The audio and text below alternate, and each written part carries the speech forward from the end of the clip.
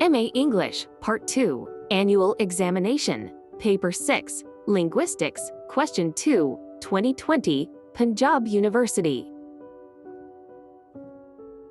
Get the idea. How to attempt the question nicely, intelligently and wisely. Question Paper 2020. Question 2. What is the difference between First Language L1 and Second Language L2? Discuss. Marks 25. First Language L1 refers to the native language a person learns as their initial means of communication, typically acquired in childhood within a family or community setting. Second Language L2, on the other hand, is a language acquired after the first language and may be learned in various contexts, such as school, work, or social interactions.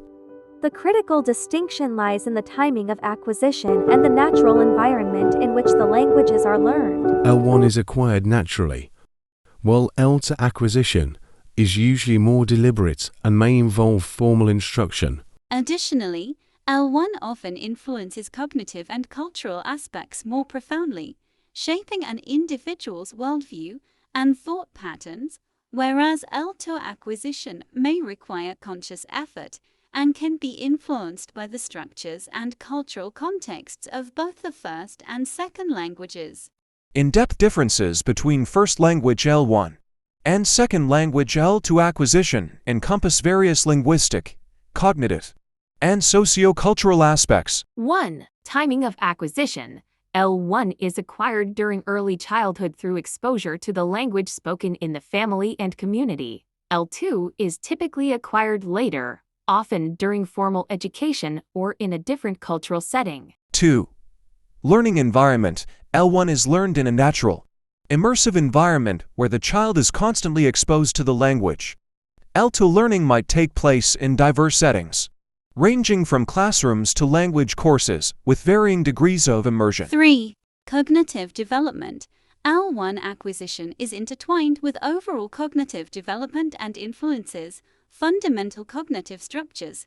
L2 learning may require a more explicit cognitive effort, as learners may need to consciously study grammar rules, vocabulary, and cultural nuances. 4. Native speaker status. L1 speakers are considered native speakers, and their language proficiency is often near native or native-like. L2 speakers may achieve high proficiency, but native-like fluency is often challenging to attain, and accents may persist. 5. Cultural and social influences.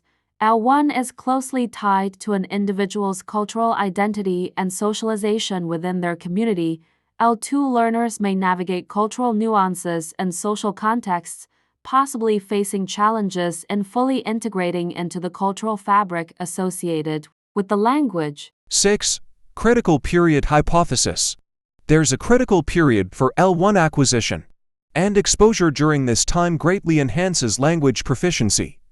L2 acquisition might be subject to a critical period as well, with younger learners often exhibiting more native-like pronunciation and grammatical intuition. 7. Interference and transfer.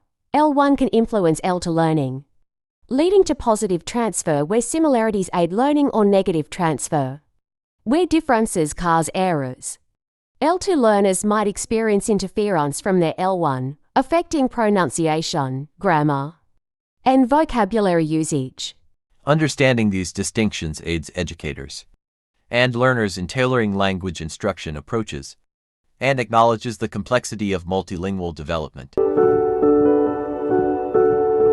Thank you.